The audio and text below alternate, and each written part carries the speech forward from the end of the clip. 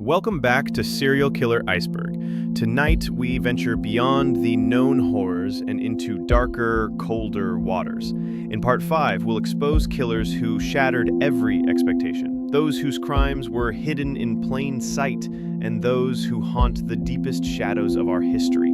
Brace yourself, the descent continues. The tip. David Berkowitz, widely known as the Son of Sam, remains one of the most chilling figures in the history of American crime. Between the summer of 1976 and the summer of 1977, Berkowitz terrorized New York City with a string of random shootings that left 6 people dead and 7 wounded. His actions gripped the city in fear, inspired a media frenzy, and changed the way law enforcement and society viewed serial killers. Berkowitz's descent into violence was not abrupt.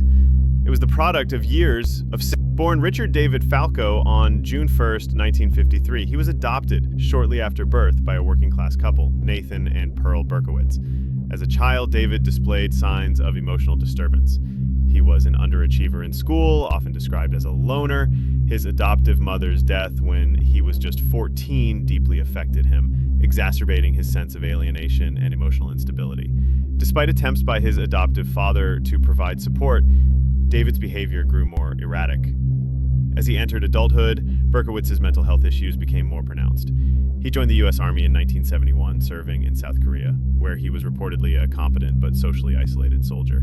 After his honorable discharge in 1974, he returned to New York and began working various low-skilled jobs. By this time, his delusions had become more severe. He would later claim that a demonic force had begun speaking to him, instructing him to commit acts of violence.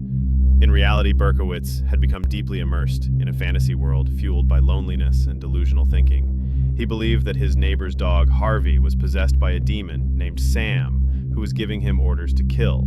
This belief formed the foundation of the persona he would later use to taunt police and media, Son of Sam. His first known attack occurred on July 29, 1976.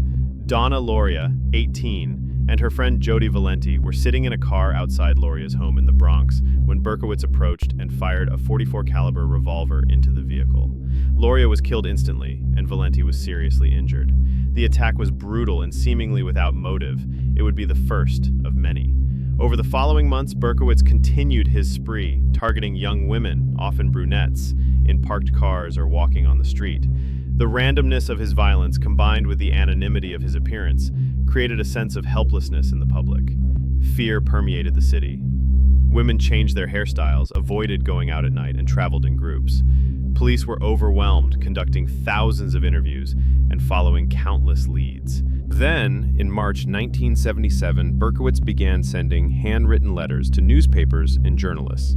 These bizarre, taunting messages were laced with references to Satan, rituals, and a mission to kill.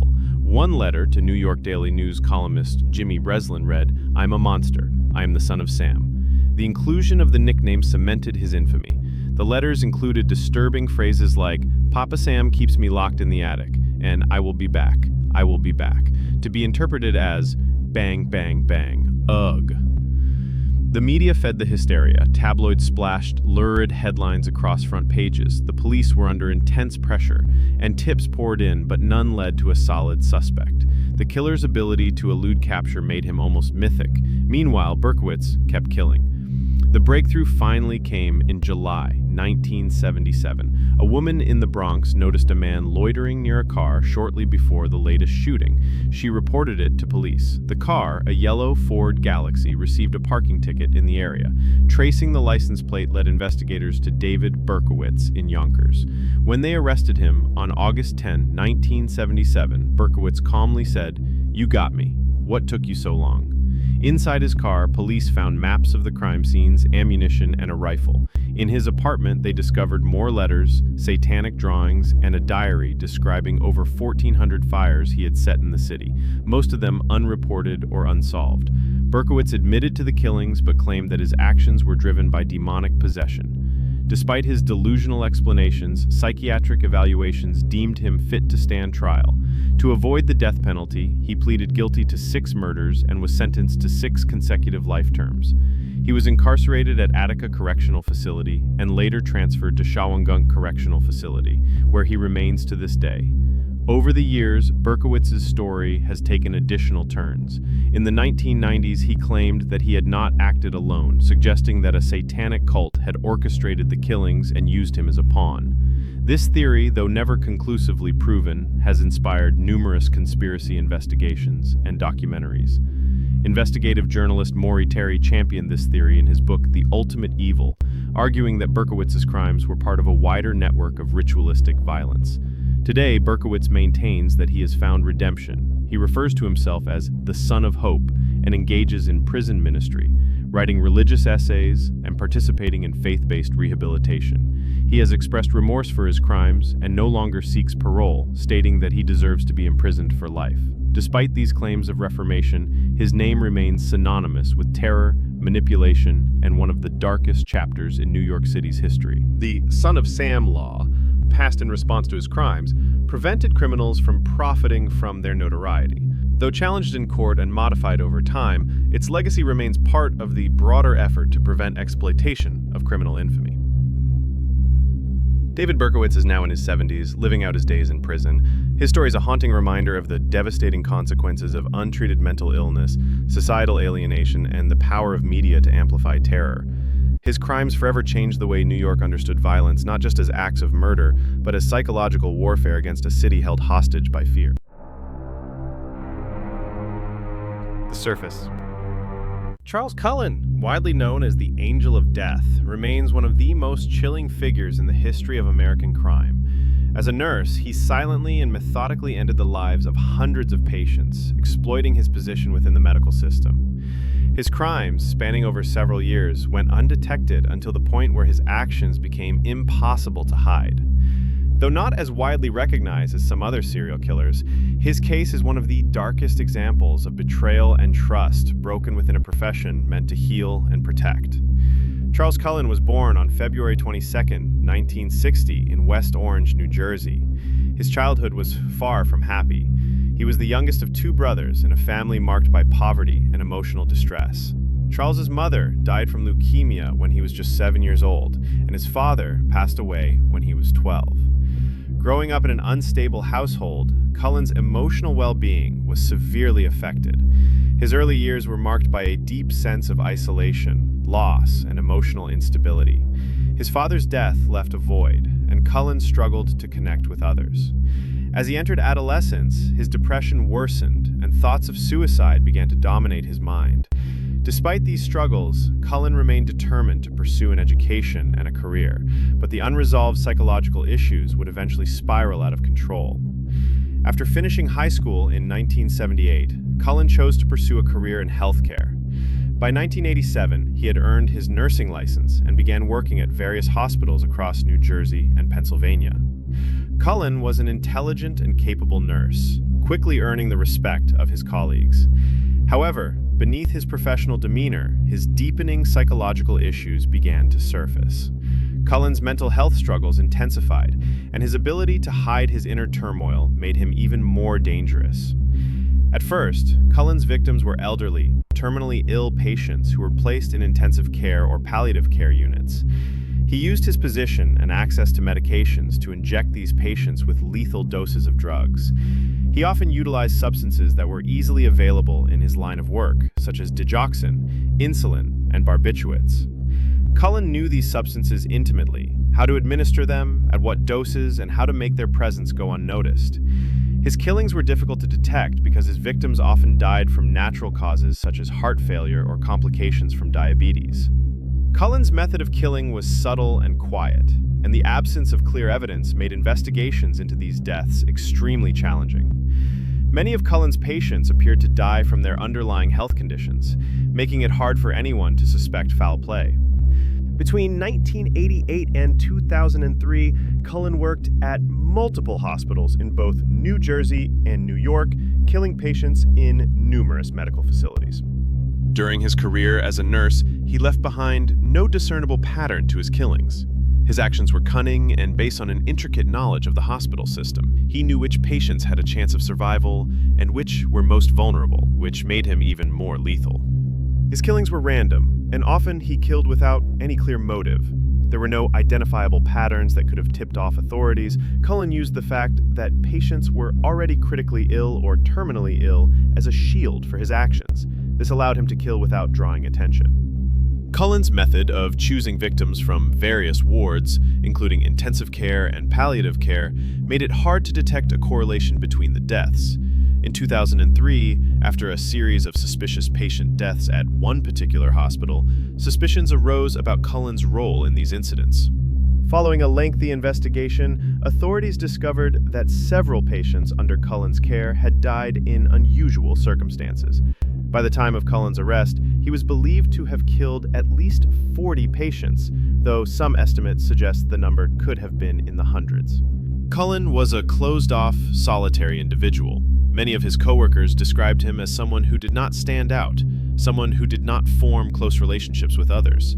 He exhibited signs of emotional instability, and his deep feelings of guilt and depression may have contributed to his violent tendencies. During his investigation, Cullen admitted to the murders, justifying them by claiming that he wanted to end the suffering of his patients, who he believed were doomed to pain and death.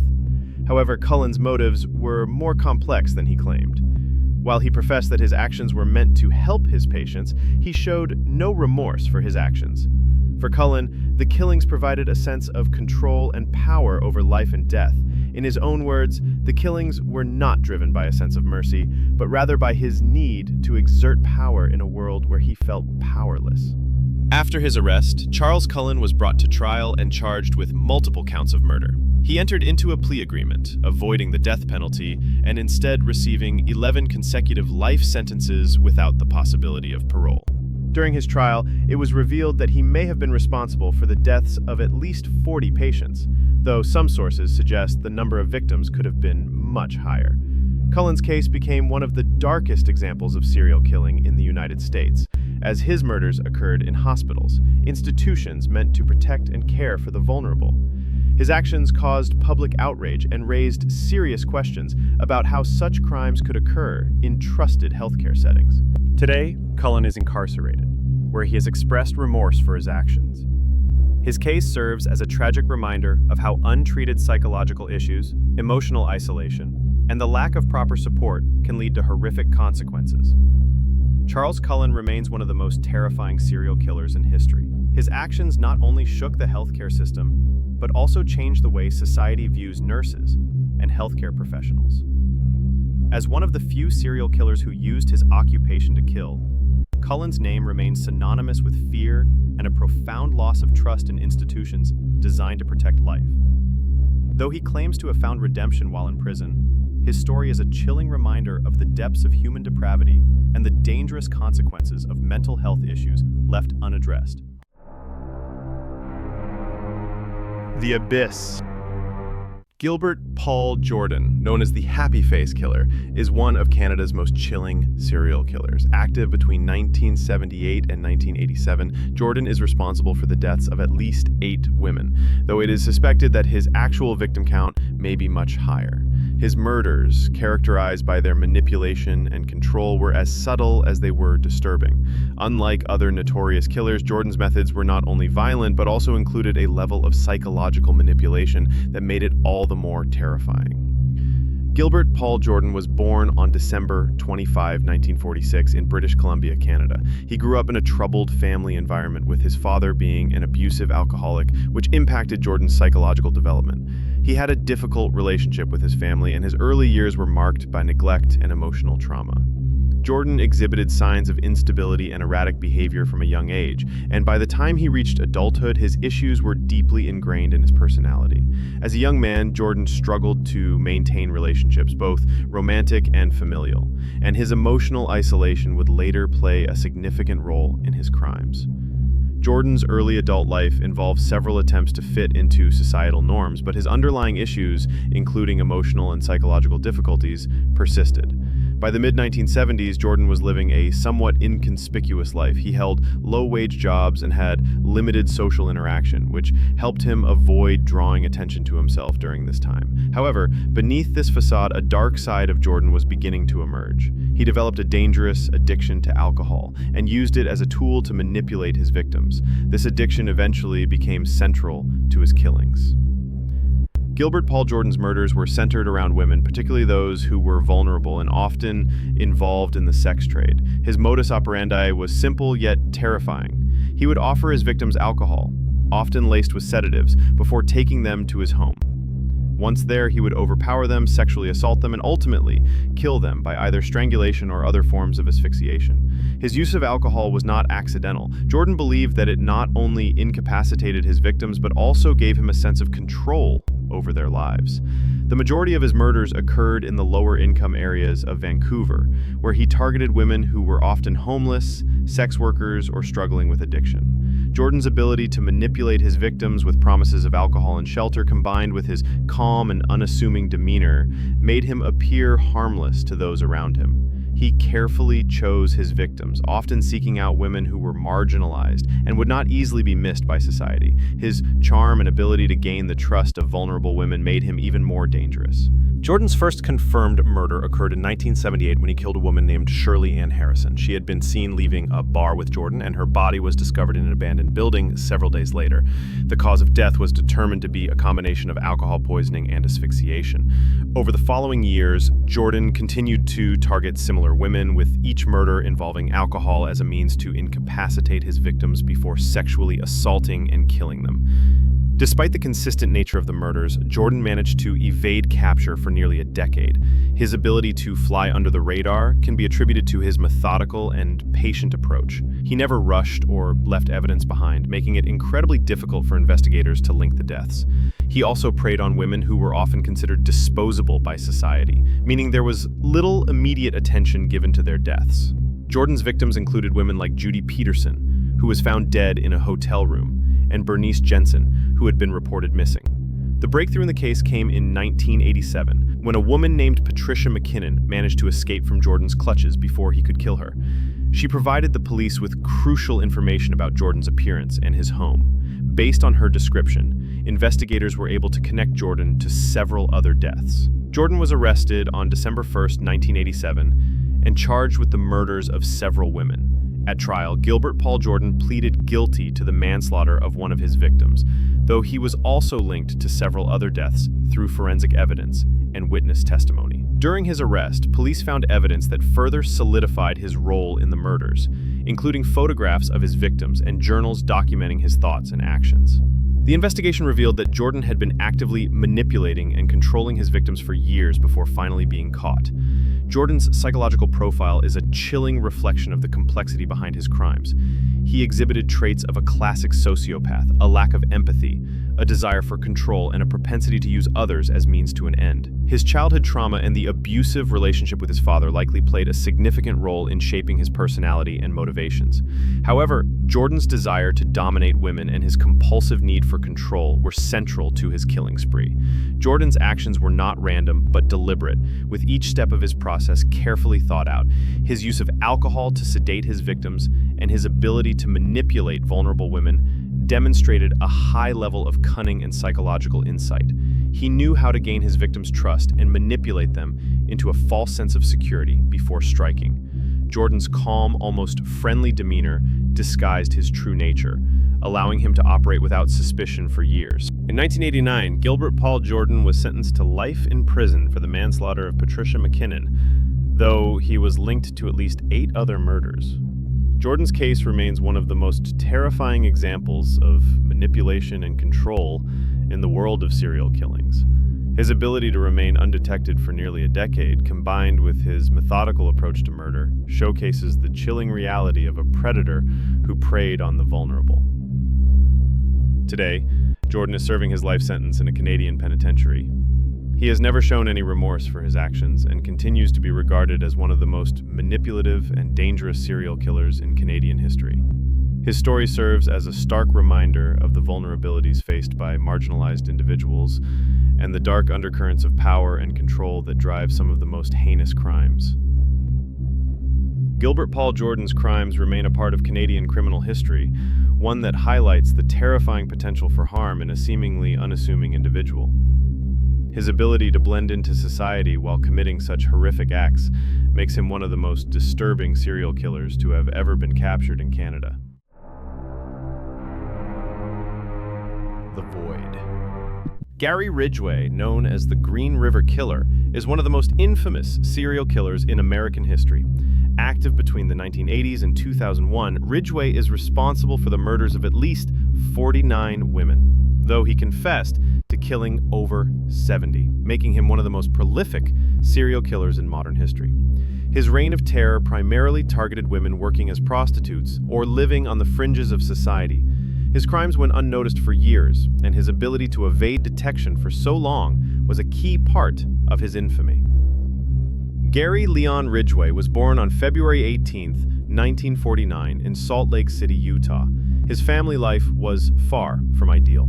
His father, Thomas Ridgway, was a domineering figure who regularly belittled his son and instilled a sense of inadequacy in him. His mother, Mary, was described as passive and distant, and Ridgway's parents' tumultuous relationship deeply affected him. He grew up feeling neglected and disconnected from his family, which may have contributed to his emotional detachment and anger toward women later in life. As a child, Ridgway exhibited signs of difficulty in social interactions, poor academic performance, and growing feelings of isolation. Ridgway's childhood was marked by poor academic performance, social isolation, and an increasing obsession with sex. From a young age, he exhibited disturbing behavior, including a fascination with violent imagery and a tendency to indulge in fantasies about controlling and killing women. At the age of 16, Ridgway began to show signs of the violence that would later define his adult life. He reportedly had trouble relating to women and struggled with maintaining relationships.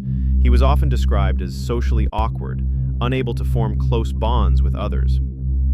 As an adult, Ridgway enlisted in the U.S. Navy during the Vietnam War, where he served aboard a ship in the Pacific.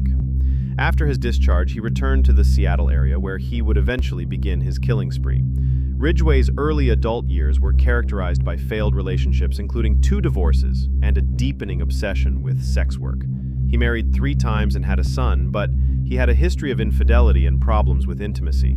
These experiences were compounded by Ridgway's growing hatred of prostitutes, which was to play a central role in his later killings. Gary Ridgway's murder spree began in the early 1980s, though his first known victim, 16-year-old Wendy Lee Cofield, disappeared in 1982. Ridgway's method of killing was notably consistent. He would pick up women working as prostitutes in the Seattle area, often along the Green River where his first victim was found. After engaging in sexual intercourse with them, he would strangle them, sometimes with his bare hands or using a ligature. He would then dispose of the bodies, often leaving them in wooded or remote areas. Ridgway would later confess to killing women in this manner for more than 20 years. Ridgway's ability to evade detection for so long was aided by his methodical approach. He often killed women in a similar manner, which made it difficult for law enforcement to identify a pattern early on. Additionally, Ridgway's choice of victims, vulnerable women, made it harder to connect the killings. Many of Ridgway's victims were prostitutes, women who had been marginalized by society. Because of their status and lifestyles, their disappearances were often dismissed or not given the attention they deserved. Ridgway exploited this fact, targeting women whom he believed were discarded by society. Ridgway's first known victim was Wendy Lee Cofield, who disappeared on July 15, 1982.